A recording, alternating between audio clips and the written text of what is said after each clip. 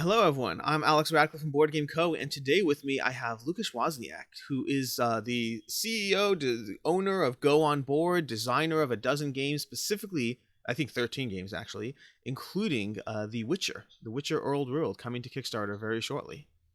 Hello, I'm very happy to be here and to answer any questions you might have about the project.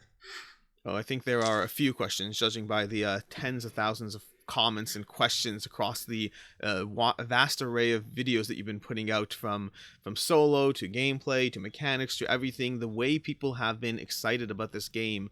I mean, there's 38,000 people who are currently signed up for the Kickstarter page. That is absolute insanity. For context, I think Monster Hunter World had like 17,000 people, and this is, like doubling that number, which is absolutely insane. But before we get into all of that, because we're going to go all over the place here, to start off with, who are you? Like, meaning obvious, aside from the obvious, but like you're CEO of Go On Board. You have 3 games under that title. You're designer of a dozen other games, 10 other games, I guess, technically speaking. And then, like, what's your background in this space in general?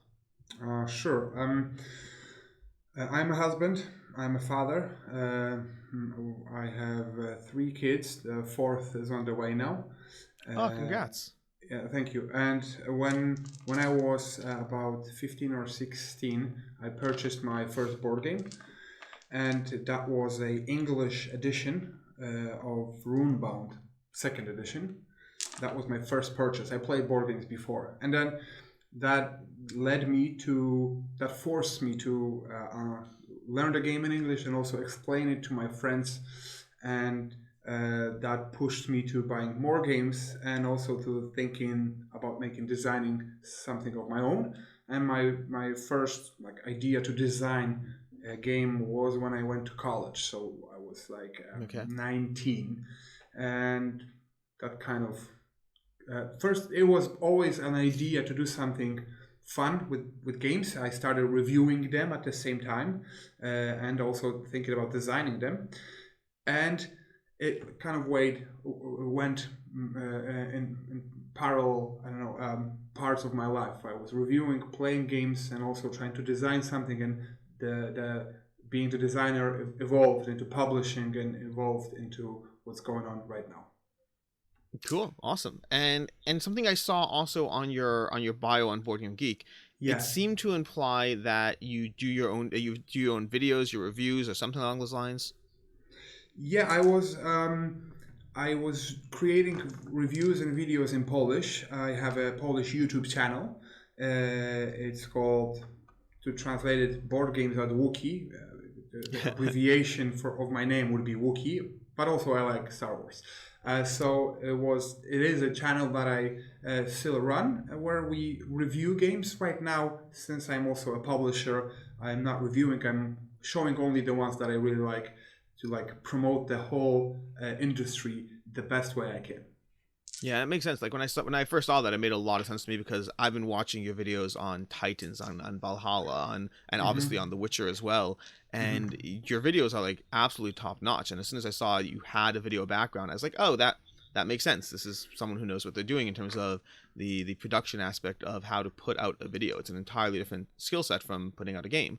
But past that, so why Go On Board? Meaning, at a certain point, or what was the trigger for you saying, okay, great, I've designed games, I've gotten into that, but now we're moving to a new umbrella, Go On Board, and we're putting a whole bunch of games under there. What was the trigger for that? So yeah, a great question. I first, before being a publisher, we actually was running, me and my business partners. We were running an online store selling board games, Oh, nice. based on my online presence and my reviews. We wanted to create something that would be one, a short stop. Okay, Łukasz says he likes something, I will go and purchase that in his store. And with that, we came up with an idea to create a game that we will give to people for free. So because I am a designer, so that fell on me to create that game, and we have created a minimalistic civilization building card game. that is collectible, where you get for base 10 cards, and you can play with 10 cards because each card is actually 4 buildings. That's a whole different story. And then with each order, you get more cards, and you build up your small civilization building, simple yet quite deep card game. So that was the first step into publishing something ourselves. Then we published box version of that game. Then we published another game that I have designed before. So it kind of fell on us. And then we wanted to step in something big. We've been seeing crowdfunding rise in Poland.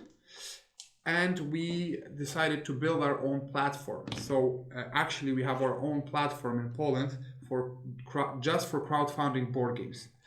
And it started with Valhalla, for the first Polish print of Valhalla, and then when you say your own platform, you mean you personally like have your own platform, or there is a separate platform in Poland? Like our company runs the platform. Yeah. Oh wow. Okay. So cool. we built that. We moved away from the online store because we were just we got more involved and more excited with crowdfunding our own games, but also supporting Polish publishers, either to bring a game to Poland to make a Polish version, or just some designers becoming publishers like us. And we are still running that. So, and we will use that for a Polish version of The Witcher. It will be a mirror image of the Kickstarter, but that way it could be all in Polish for our Polish community. Gotcha. Perfect. And this whole process makes complete sense to me, because like I actually started my YouTube channel specifically to promote my online store, but then realized I was having a lot more fun with just doing content creation, and so my focus has changed and pivoted. So everything you're saying is, well, I can identify with all of that. Yeah, so I think I found out is that it's really hard to get away things that just naturally are pulling you, right? So it's no use to fight them, right? And in my idea, being a publisher was something abstract, and my YouTube channel and the store we had, it was something separate from me designing the games. But it was inevitable that the both things collided. Yeah, very nice. So let's move on to the Witcher part of things, the main attention or whatever, the main focus. What was the process for you guys? So like you have Valhalla, you have Titans, both of them are your own worlds, your own designs. I mean, this is your own design as well, but your own worlds. And then we moved to The Witcher. But like, what was the process? What was the pathway you took from like your basic goal and desire all the way through to the fact that The Witcher Old World is announced it's coming to Kickstarter? Oh, okay. So that's a big process and a big chunk of my life, because the first possibility of creating the Witcher was when I got in contact with some people at CD Projekt Red because of my YouTube channel, and when I got in contact with them, it was quite obvious for me as a person who read the Witcher books as a teenager and really loved the video games and the way that they expanded the universe. It was quite obvious for me that I would like to create a game in the Witcher world. That was just instant. So I asked them if there is a possibility, and they said that there is a possibility to do that, but they have to really like the game, so they have to see the designs. It's not like they're going to trust my YouTube presence or the publishing house or whatever. They just want to create a good game. So that was with me, and it was like over 4 years ago at least, and it was just going alongside the idea to create that alongside my other projects. And at the same time, just for timeline reasons. So 4 years ago. So Valhalla was less than 4 years ago. It was before. Yeah, the question I asked, the first contact about The Witcher was before Valhalla was published or announced. Yeah. Okay, so they were willing to talk to you and engage everything really just based on your YouTube presence and past designs, not even based on your full publishing house. They were willing to talk to me because they were, I think, I guess kind enough, but the response was that they're not going to trust only my design skills that they see out there, but they want to see the game and really enjoy it. And my personal, since I started with Runebound, obviously as a designer, that was my also personal dream and goal to create my vision of a adventure game. And in this one, those two things come together. And it was over a year ago that I approached them and said, okay, I think I have something. And they came up, as we just talked about different possibilities, they came up with the idea to create the old world and to make sure that the game is competitive. And that, with my deck building, came together to create that. To make it really, really short, but eventually, after all those years, the discussion with them was the same. I had to present the idea, and they had to see that the idea, the design, really matches the Witcher universe. That the feel of it matches their vision of an action adventure board game, and then we moved forward. Cool. And so at what point did you finally get greenlit? Like a year ago? Like, at what point did you know this was finally happening? Initially, I would say year ago. Yeah, that was like the first green light, as you said, right? But then the past year, up until the announcement, and even right now, it's all back and forth discussing minor or major details of the game. Because they are also involved in the development process. So it's not like I came to them, that's that, and they said, okay, we don't know anything about games and we feel that it's cool. No, they got involved. They put their ideas in, both on the visual side of things and the mechanical side of things. And that last year was kind of a test on how we will work together, right?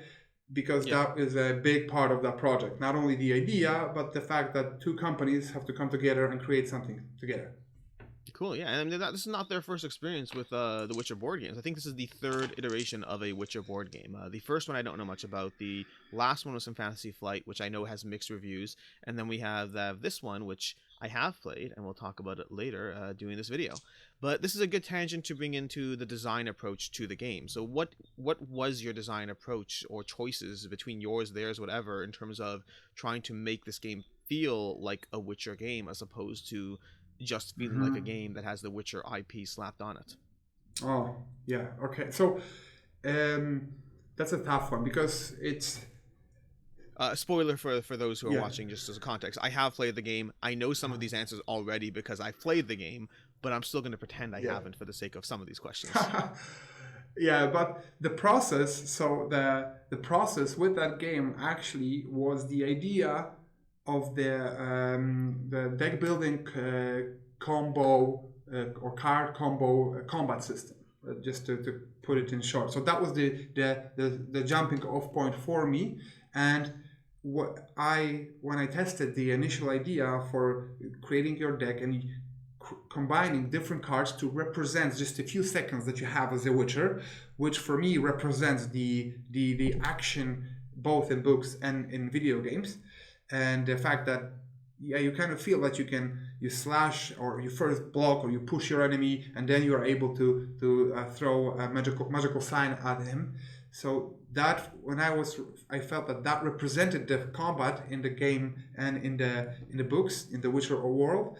Then all the other stuff was kind of supporting that, and we got in both CD Projekt Red, but also many people who are Witcher fans in the design process, who are fans of the books or of the video games or both. Or we also, of course, have tested the game with people who are new to the Witcher world.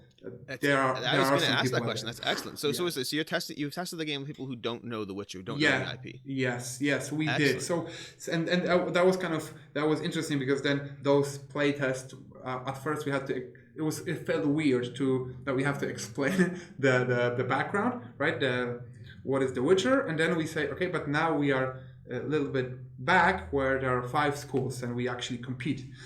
So we tested with different groups like that. I also try to test with people who play board games very occasionally, rarely, but also Sure. I was really like searching for experienced developers in Poland, and we are blessed with many top-notch companies in Poland. I was looking for the designers that have designed adventure games before. So I have tested the game with Krzysztof Głośnicki, who have designed Zona, co-designed nice. Zona. I have tested this game with Michał Gołębiowski, who have co-designed Destinies from Lucky Duck. So I was trying to put Just got this over here. Just like happen to have it right next to me. Yeah, those are just two examples. I was trying to also try to show the game to different publishers and different people within the board game community in Poland. And I feel really blessed that many different people have tested that and pushed this forward and gave their small or even big ideas, and we are here now. Perfect, because one of the things people don't always realize with the complexities of an IP, with an intellectual property, is that you're effectively designing a game for 4 groups of people: those that are familiar with board games and the IP, those that are familiar with the IP and not board games, those that are familiar with board games and not the IP, and then the lowest one, which is the lowest customer base, is those familiar with neither, because you're less likely to have customers from that. But you have to balance that. You have to have a game that is accessible, that is appealing enough to gamers who want something heavier, that they know the IP, but it has to be accessible to people who are like, oh yeah, The Witcher, that's great.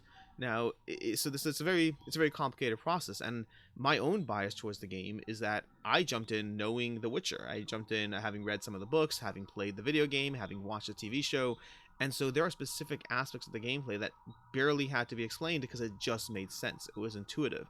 And I would even argue there are specific design choices that, for myself, on a personal level, would be something that I would prefer it differently in a different game, but because it's The Witcher, it worked. And what I mean specifically is that aspect of your combat, your choices feel very nuanced yet precise. It's not large, broad strokes. It's not I cast a giant fireball and do 14 damage. It's very measured in the way things chain together to have small but important increments. And that feels like The Witcher, but in a non-Witcher IP, I'd be like, no, I want to cast fireball with flaming sword for 400 damage.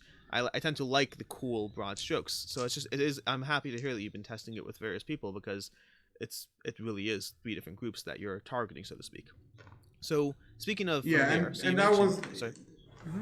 No, go ahead. Yeah. So speaking from there, you mentioned the competitive aspect, that CD Projekt Red, that they wanted the competitive aspect. So when this game was announced, aside from the immense tons of hype, there were about, I think it was 417,000 comments asking why competitive and not co-op, that they felt that didn't feel like the Witcher world. So what was that design choice as to why you chose competitive? And before we get into the answer, for those wondering, yes, there is a solo co-op expansion in the Kickstarter available.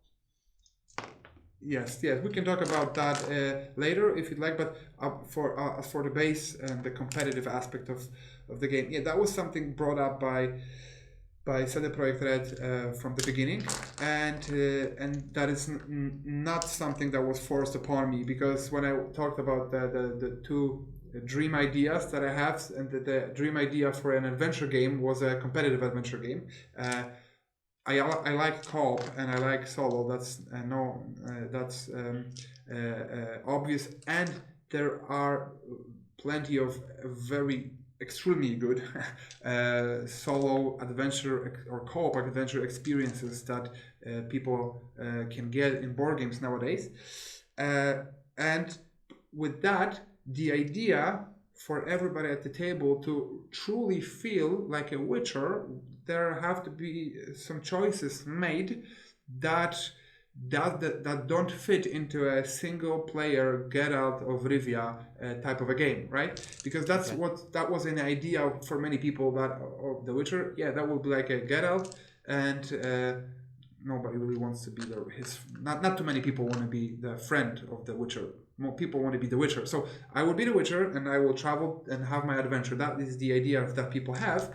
And this game allows for multiple people at the same time to have their own real Witcher adventure, do all the Witcher stuff that they do, but the Witcher stuff, it's not being so super friendly to everybody at the table. It's sometimes punching somebody to show to who is the boss or which school is greater. And also expanding the universe and going back, it also freed us to really put a lot of the Witcher feel into the game, but not be constrained by the existing canon.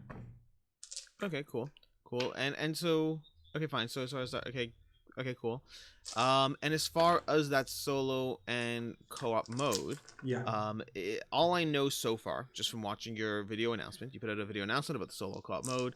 All I know is that there's going to be some form of deterministic. You draw a card, you're assigned some bosses, and then this turn structure changes. Like, what do you have that you can or can't talk about as far as what actually changes to drive the game forward? Because I've played the competitive mode and it makes complete sense to me. I have not tried the solo co-op mode. I'm looking forward to it, but I don't understand what actually drives the game towards a victory. Yeah, of course. And going back just to the previous part about the competitive stuff before I move to the cooperative, the idea was not only to force people to compete, right?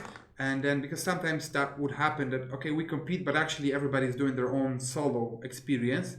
But the idea was for the gameplay to be a bigger experience. So that when I was talking about playtesting before, that was a big part of observing playtesters, how they interact with each other and what happens above the table, not only in the game itself. And that was something that both myself and CD Projekt were looking for from the beginning. And so moving on into solo or solo and co-op, the basic box will give you a basic solitary experience where you just play the game with no other people at the table. You just have to kill particular amount of monsters and get one of the attribute trophies. So for example, you randomly draw one, and this time you have to get a trophy for your alchemy. So your goal is, okay, I have those 3 monsters to kill and reach a level 5 of alchemy. And that way I learn the game, but also can test it out by myself, see how fast I will go, and take a different path each time I play it. So that would be the solo in the box. Is there a time limit on that, or how does that? No, but just my own gameplay experience. In theory, you can fight monsters, lose, and then come back stronger. So the question is, like, how does that? What's the limit? Your ultimate. Your with the in the box solo mode. It's it's a simple way to allow you to play the game solo without adding too many outside components, and your outcome of the game is the number of rounds it took you to complete your mission, to kill the monsters and get the trophy. And then at the end you will see how well you did relatively, right? And then you can try it out with a different Witcher. So that's the base. Change that at all? Yeah, the co-op, the Wild Hunt expansion, which we announced already, changes that a lot. So I can share some things, but I cannot share too many, obviously. But as I said, we wanted to bring the expansion as part of the campaign. But now we are adding that for free, and some of the stuff we are giving you right away, and some of the stuff will probably appear as part of free stretch goals. So you get your enemy, and this would be added in from the Wild Hunt, which is the warrior, elvish warrior from a different world that comes to our continent. So we have one common threat, and the ultimate goal is to kill him. But along the way, we have to make sure that the continent is not overrun with monsters. So monsters appear in different ways, and when the 4th monster would be drawn, we lose the game. So we have to talk with each other. Okay, I will go kill the harpy now, and the next turn maybe you will take care of something else. So that's the limitation. There is a limited amount of rounds that we have, and also the exploration event part of the game changes as well. And I will get into that in a second. But so moving back a little bit, the fact that we have a common enemy and common goal and some common quests and obstacles in the game, once we play our turns, we can do it freely like I will take one movement and you will take one movement, and then maybe we have to figure out whether we want to meet. Maybe some quest asks us, or some situation or obstacle forces us or encourages us to meet or go our own separate ways. So we discuss that all the time. And the same way we discuss stuff when we get into the exploration phase, and the same we discuss when we build our decks, where we look at the available cards and say, okay, I will go first, and that way this card that you prefer will be cheaper for you.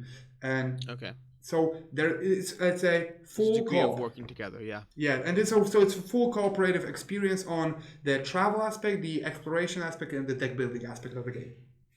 Cool, very cool. And one more question before we take a short break, and that would be, what game or games would you consider The Witcher, like, if you like these games, The Witcher might be a very good fit for you? Okay. Good question. I think there are two. I think if you like medium weight, I would say medium heavy adventure games, like we said, Runebound already, but maybe Star Wars Outer Rim or Fallout. That would be like the genre. Then that would be the similar difficulty level. But at the same time, many people here are drawn not because of the adventure part of the game, but because of the combat and deck building part of the game. So many people who just basically enjoy nuance in deck building, and this game has some new unique stuff in the deck building part of it, that people are also drawn to that. So I would say, of course, if you like The Witcher, you will have plenty of fun with the stories and with the whole becoming a Witcher experience. But if you like just fantasy adventure games, definitely. And if you like deck building with that, definitely. Cool. And let's take a short break, which to you watching will be no break at all, basically, but as we set and reset a camera, and we'll be right back. And we're back, and I'm going to jump into, going off of, gameplay comparisons, I'm going to jump into some questions about the gameplay and the campaign, and then we'll call it a wraps. And for the gameplay specifically, I'm going to do my own short overview. Feel free to correct me on the things, but in terms of The Witcher, the shortest overview I can give of the game is you are playing as multiple Witchers in the game. You're trying to get towards effectively 4 trophies, 4 victory points, and you're trying to do that by either defeating other Witchers or defeating other monsters. You're going to adventure around on this board, playing cards from this deck that you're going to start with and then build and develop throughout the game. You're going to use those cards to move from location to location, activating abilities at locations, and then having various encounters at those locations, either story-driven encounters where you read cards from a deck and you choose an outcome, and then the outcome will drive you a certain direction, or alternatively engaging with the creatures, with the monsters of this world. Along the way, you're going to be building out your deck, building out a deck of cards that is going to be the focus of both how you move and how you travel, as well as your combat deck, because your deck represents your life and your combat in this game. And cards in combat, whenever you engage in a combat with a monster, with a beast, you're going to be playing your cards and trying to chain your cards off one another through multiple rounds of combat. So you'll play a card which will allow you to follow it up with a blue card, and you follow it up with a blue card, you're going to do an additional point of damage, and then you can follow it up with a yellow card which will increase your shield or do other things along the way. In combat, you also have the potential to do your alchemical potions in the game as well, to enhance or do more damage or perhaps draw more cards. You're going to go back and forth with the beast across these rounds of combat, with one player playing as the beast against you, and then drawing cards, doing damage to yourself while you try to defend, outmaneuver, and ultimately outlive and outlast this combat to defeat the creature, and then proceed to get abilities, to level up, to further weed your deck. Rinse and repeat across those 4 trophies, and that is a high-level overview of how The Witcher plays out in the board game. Anything I got wrong there? No, I think you got it pretty right, yeah. Cool. So from there, I have some specific questions, both from members of my Discord as well as through scrolling through the YouTube comments and whatnot. So the first one is going to be event variety. So in the game, that mechanic is going to be the idea that I encounter an event. I say I'm having an event in the city. That looks like an in the city card. I'm going to encounter in the city or outside the city or whatever it is, and then the player to my right, left, I don't remember which one, is going to read out the card to me as well as my choices. You encounter an old man in the alley. He reaches out. He hands you a card. Do you reject him? Do you give him 3 coins? Whatever it is, and then that has an outcome. And so I've seen a lot of comments, a lot of questions. A question that I've already asked you as well, in terms of, okay, well, I mean, great. There's 30 cards in each deck. That's roughly 60 different events. I mean, won't we play the game a few times and eventually know that when I encounter the old man, then the best thing to do is to hand him 3 coins, or the thing that I'll remember the outcome, and even if it's not a question of good or bad, I'll remember the one that's best for me situationally. So like, what is your approach or response to people concerned about the variety of events and how that plays out in the game? Yeah, I've seen that question thrown a lot as well. So in the base game, there are over 300 cards altogether, but as we come to the exploration that we're talking about, there are 2 decks of 36 cards, so 72 cards in total. So there is a lot of gameplay until you go through all of those cards. And secondly, there are 56 event cards. Some of them are just a person that you have met, maybe, or an item you have gotten, but many of them are part of a quest where you choose one path and then go to a certain location, and then there are also 2 different choices. So sometimes one event card actually splits into 4 different possibilities that you can follow. Our experience with them, with those cards, is first of all that people who have played the game multiple times and even stumble upon the similar or the same card in a future game, they just never remember the exact outcome. Sometimes they remember some of it, but often they don't get that card. Somebody else gets that card. Secondly, those results are not good or bad. They're just different ways of pushing you forward. Sometimes there's something bad happening to you, but it will follow up probably with something really, really good. So it's not like good or bad, and you remember one of the outcomes and then you stick with it. I honestly have gotten the same card multiple times over the last year, less than a year, and I just always follow my gut feeling, even if I think I remember kind of what follows. So so it's not good or bad. There are multiple ways that you can follow a card. Some of the cards, they give you like a random factor. Like when we tested a game, you went to a shipwreck, and then you don't know actually exactly what will be there. Or sometimes it's like depends on your attribute. I played that game yesterday, and I have no doubt that I would completely have forgotten what the answers to those were. Yeah. I mean, so how many rounds? Rough guess. How many rounds is a typical game? Like how many experiences? Rounds? How many rounds will I experience personally if I play it? Okay. Rough guess. Rough guess. I would say maybe a 9. I would say 9, 10 or so rounds. Yeah, so that means I'm experiencing at most roughly 9 or so cards. No, impossible. No, because you experience a card if you don't fight a monster. So roughly you would get to like 5 cards per person, probably 5 or 6. Gotcha. So in a 72 cards, let's say, assuming I don't really remember what you did, because I can barely remember what I did, so that is a decent amount of plays. What is that, like 14 plays before you've gone through the deck, and that's assuming you remember everything. Okay. Yeah, really, we have so and of course we know that there are people who will really like have better memory than others, obviously. But as I said, there's random factor. There's small combat in the event, so it doesn't really matter if I remember that, because I may not be ready this time around. And obviously, if we are able to extend the funding limit, we want to add more stories, so there will be no doubt that you will never remember exactly or even roughly what happened. Cool. And speaking of funding limit extending things, so replayability is another one. And again, I'm amazed constantly at the amount of people who go through these comments on YouTube. But the general replayability of the game is going to mostly, aside from just experiencing the game, the things that mix up the experience are likely going to be the witches you engage with, the witches you choose to play as, the monsters you fight, the events you have. Past that, what else extends? I guess the deck building, the cards, the way you combo your deck, the alchemical potions. But past that, what's your general sense of replayability of the game? Now, I know personally you've played it like 100 plus times now. Yeah. But what's your general sense of replayability? Yeah. So I think I'm not fond of just putting an adventure game in terms of math, right? But you have 5 witchers, then each of them have a different starting deck, and there is on top of that 90 cards in the deck that you build. So just honestly, you are never going to have exactly the same deck as you did yesterday. So it's just mathematically impossible.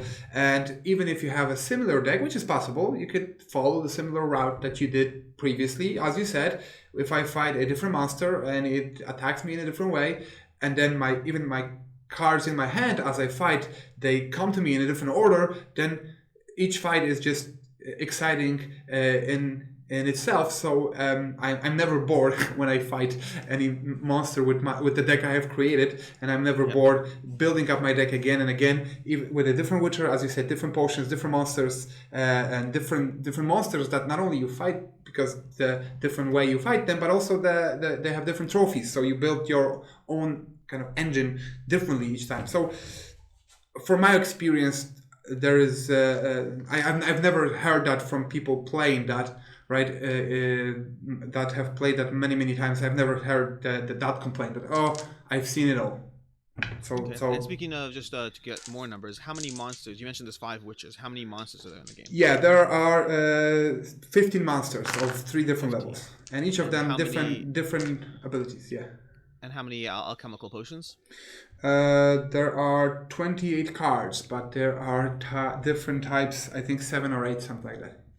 Gotcha. Okay, cool. Yeah. Fine. So that's as far as that. And the monsters are differentiated primarily by their health and their ability that they bring to combat. Yeah. The witches are differentiated how?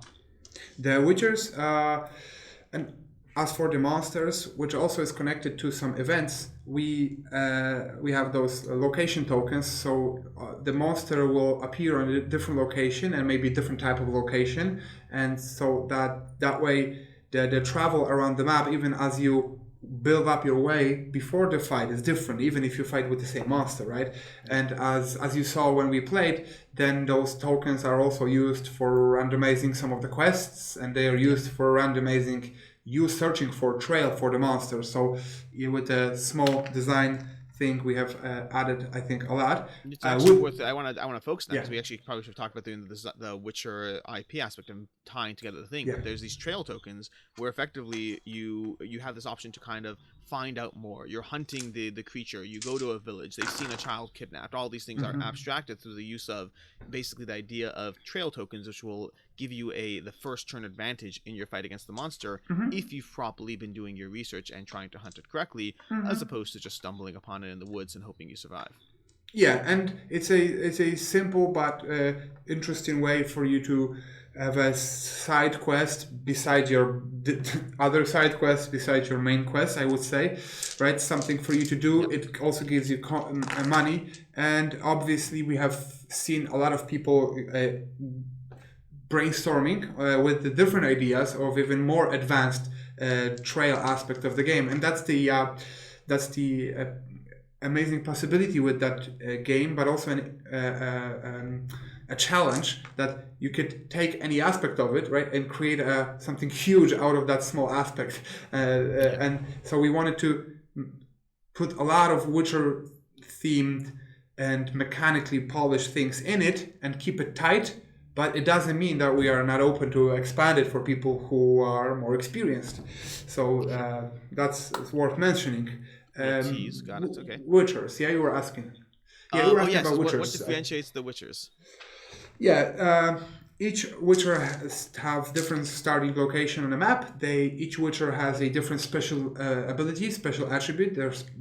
And they are actually, even though it's just one thing, the fact that you grow in it, gain levels of that, they are really different. So you feel differently if you play with a cat than would you play using a wolf. And they have a different starting deck. They're not that different, but the jumping off point for your deck building is also unique. So it feels differently, but it's not like when you're a cat witcher, you have to do those things to it. No, you still are open to build your deck and explore the game the way you like it. As far as player count, what, in your opinion, for the standard core competitive mode, what, in your opinion, is the best player count that you've experienced? And what would you say is a good player range that all enjoyable at different counts? Sure. So the box says 2 to 5. So obviously in my in my opinion, 2 to 5, or actually it would be 1 to 5. So the box is 1 to 5. So obviously for me, a good player count is from 1 to 5. But personally, like if I will have to pick one for myself, I think I would pick 3 people. That would be if I have to pick only one. I like playing with 2. It's fast. I like playing 4 or 5. It's like a big group event. That it could be big group event, right? More of that. And the map doesn't adjust based on player count, right? No, it doesn't adjust. So with more people, we just could meet each other more often and maybe brawl for better or for each worse. other. Yeah, exactly, for better or for worse. So that's why with more people, there's more over the table stuff. Especially if you have a group that likes to get into a little bit of acting as we read those cards, and if we add on top of that. Sometimes maybe the game night is a little bit derailed, but the discussion or the role play could be fun.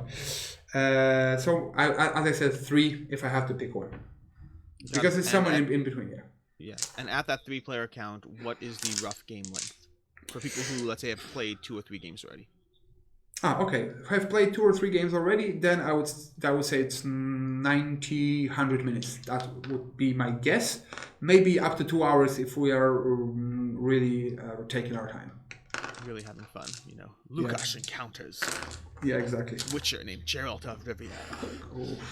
Okay, cool. So that's going to be most of my questions about the gameplay, but I have a few more questions about the campaign, about general things that, throughout the campaign or whatever. Number 1, speaking of Geralt of Rivia, is he in the game? No, Geralt of Rivia is not in the game because we are many years before he even was born. So we are back in when the... Oh, no. Yeah, when the So that dashes my hopes for my next question is, can we get a Henry Cavill lookalike miniature?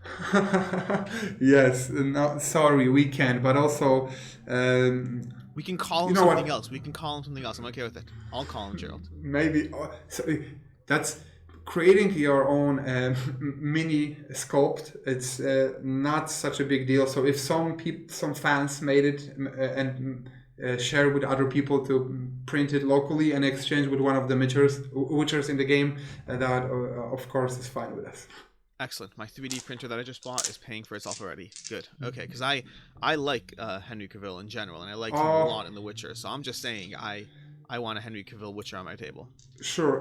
We are maybe real Henry Cavill Witcher board game in the future.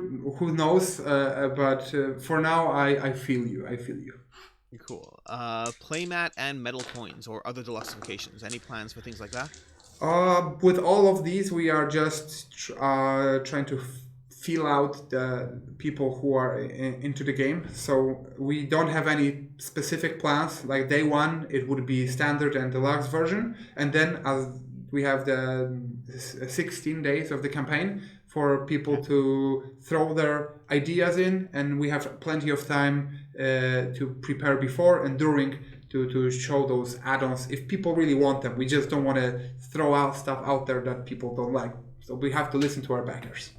Got it. As far as you mentioned a future Henry Cavill board game, jestingly, I know, but any plans or thoughts for the life of this game after the campaign? Do you hope, assuming it's well received, assuming it does well, do you hope to continue to expand it past the campaign? So yeah, that's a tough question for now. Let's see how it does, and let's maybe talk in future. We for now within the playtesters and as we talk with publishers, the game is received really well, and there are a lot of possibilities to build upon that. So we'll see what future holds. We'll see how people react to it when they finally get it to their table, hopefully in a year, and then test it out and share their experience with us. And based that would be most important question for the game and possible other expansions to that. Cool. And then the last question about the campaign before I get to a slightly personal question. But last question for the campaign: is there an early bird people should know about? When is this video going to air? That's a question for you. It's going up Sunday, which would be, assuming unless you tell me otherwise, it's going up Sunday the 16th, very shortly. Okay, so I think in 2 days from today, so on 18th, we are going to announce a show on our Facebook page something extra that we are going to give people who pledge on the first day. So Cool. they I'll draw the up a link price to your Facebook page. Make sure to go ahead and like that so you find out exactly what the early yeah bird is. yes Cool. Look, we managed to get people to like your Facebook page. Awesome.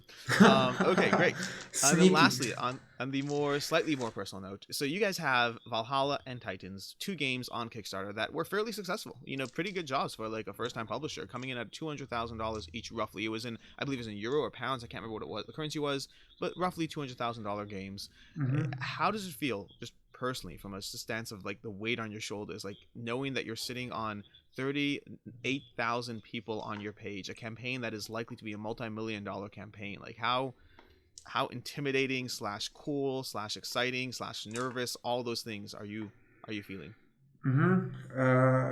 Yeah, it is a big jump. It is a big change, obviously.